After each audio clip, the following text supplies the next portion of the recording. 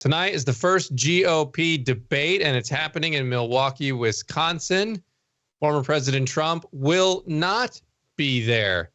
But someone who is there is our own Abigail Robertson, and she joins us now to preview this debate. Abigail, how are you? I'm a little hot right now. It's about 100 degrees out here. And you might notice at some point in this interview, it's very windy, but it is a extremely warm wind. So we've got a lot of factors at play outside the debate hall right now. There you go. Well, I hope you stay cool. Well, there's a lot happening, obviously, a lot of dynamics happening in this debate. First and foremost among those is former President Trump is just saying, hey, I'm so far ahead in the polls, I don't have to go to this thing. And a lot of pundits are agreeing with that strategy and saying it's wise. How do you think the other candidates, and by the way, he has another competing programming. He's going to be on with Tucker Carlson, running it at basically the same time. So that's interesting. But how do you think, Abby, the candidates are planning to tackle this Trump not being there? Are they going to attack? Are they going to talk about him? Or are they going to just ignore him and pretend he's not there? I honestly think we're going to see each candidate take a different strategy with it. I think there's going to be some who will. We already know Governor Christie for sure. His entire campaign has been kind of taking shots at Trump. So I think it's pretty safe to say we're going to see him do that. And then the other ones, I think that's a big question that a lot of people are going to be watching for. How much is Trump brought up? And I know that some people, I talked to some voters actually last night here in Wisconsin who told me that they don't really, some of them said they agree with Trump's reasoning for not being here. Others who are undecided said they don't really care if he's here or not. And then there was one who is a Republican. She said she voted for Trump, but she's ready for the party to move on. And she actually was excited that Trump's not going to be here because she thinks it will be a more substantial debate without his presence on stage. And she is excited to hear from the other candidates. But, it's definitely an open question right now of how much is the elephant who's not in the room is brought up. Yeah. And look, this is really interesting. Like, let's go through some of these candidates here. First, starting with Governor Ron DeSantis, who is, by most polls, the clear-cut second place candidate right now. What's at stake for him in this debate? Can he harm himself in this debate? Or is it kind of like let's just get started and he's on solid footing? What do you see as far as what's at stake here for DeSantis? I'd say he certainly has the most to lose. He gained a lot of national recognition throughout the COVID pandemic as Florida's governor. And right now what we've seen in the polls is they, for now, have mainly been about name recognition.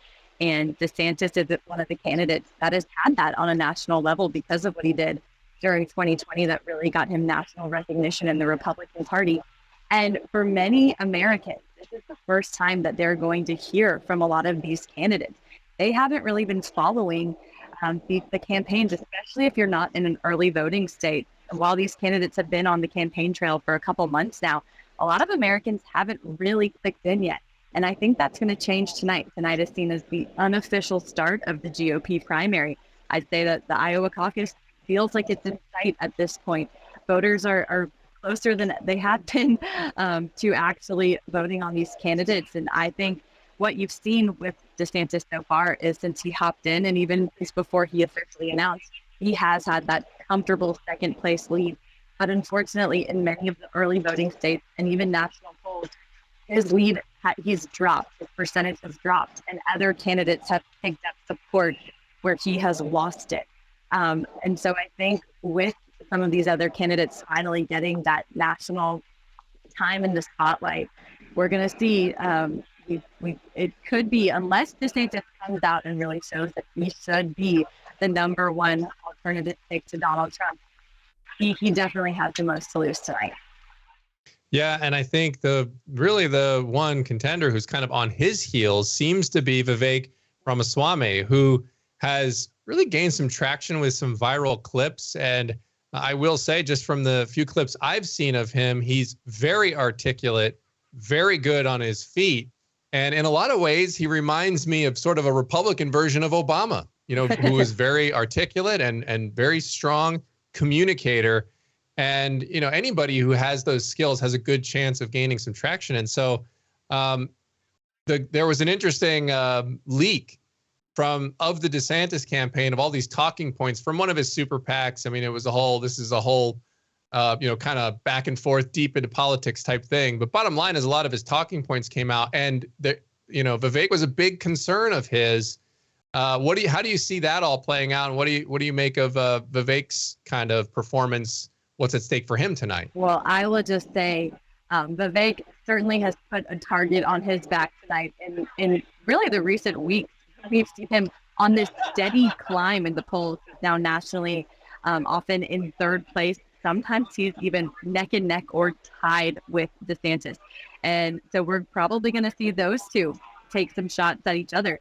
And on the campaign trail, Vivek is a newcomer, but voters who hear him speak love him.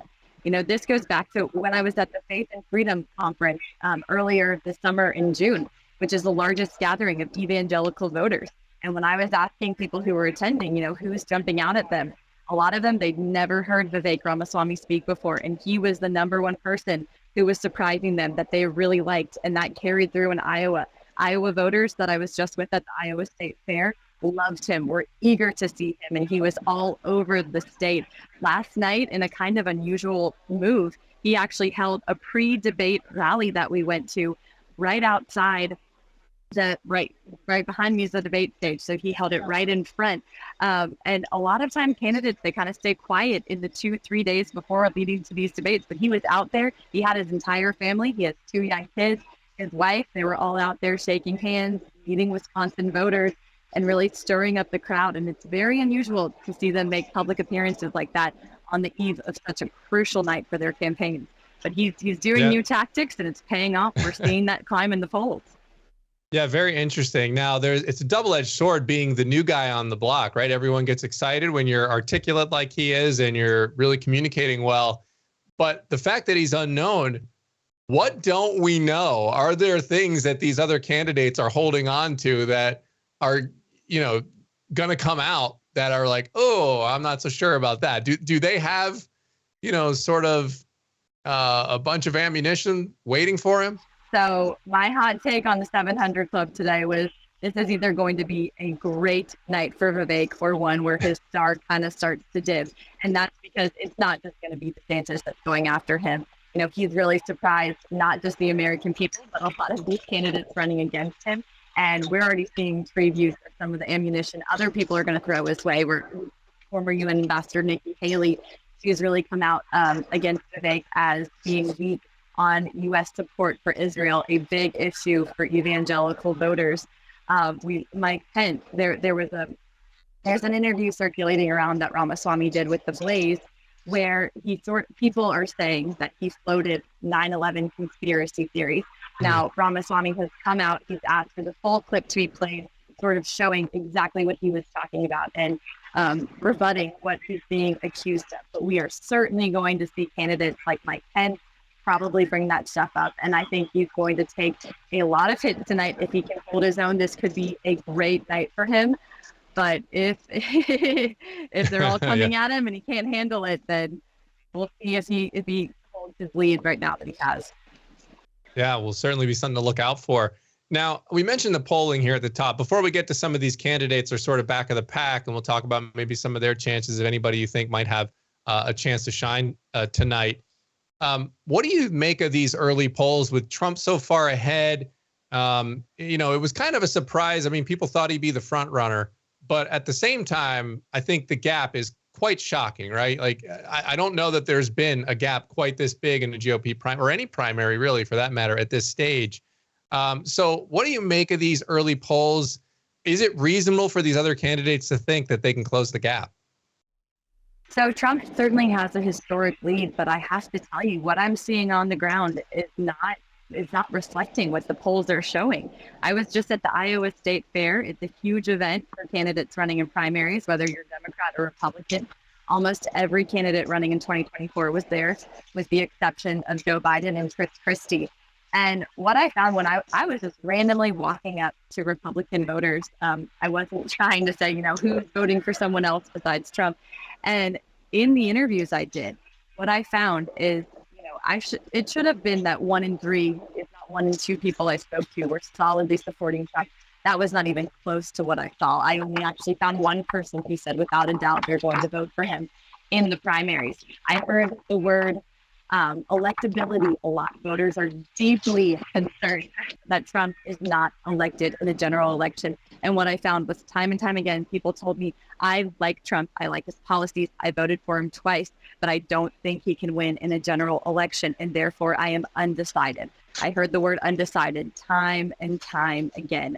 So right now, as I said earlier, these polls are about name recognition. Trump has a lot of loyal followers, but this sounds crazy, but I just, from what I've been seeing, talking to voters on the ground, I just don't know if we're going to see this dominant lead that he has in the polls, if that's actually what's going to happen when voters start voting come January. It's not lining up with what I'm hearing. Yeah. I was going to say, at least in Iowa, where you were and you're getting that sample, and it would be really interesting to see the dynamic and Trump's take if, let's say, he doesn't win in Iowa, or it's really close in Iowa with another couple candidates behind him. I wonder if he reverses his stance on not doing any debates.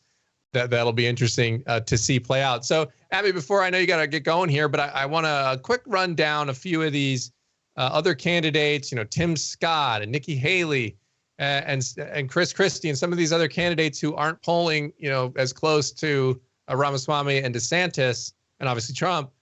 What do you think is going to be their approach tonight, and who do you think has the best chance of emerging? I would just say with those candidates, zoom in on the early voting state polls. Tim Scott, he's third in Iowa, and he's been on this steady climb. One poll, he jumped 10 points in just 2 months since announcing in June. So I think that in Chris Christie, he's another one in New Hampshire. He's now second. So nationally, they're not doing that great. They're in single-digit poll numbers. But in the states where they are on the ground spending a lot of time, they actually are doing quite well. And I think a big thing is what are Haley and what are Scott going to do tonight? And another really kind of unknown that jumped in, North Dakota Governor Doug Burgum. Is he going to make a name for himself tonight, or is this going to be almost the start and end of his campaign? We'll see. Mm-hmm. He could come out and he could really wow people. People don't really know him yet, and we'll see if he takes off.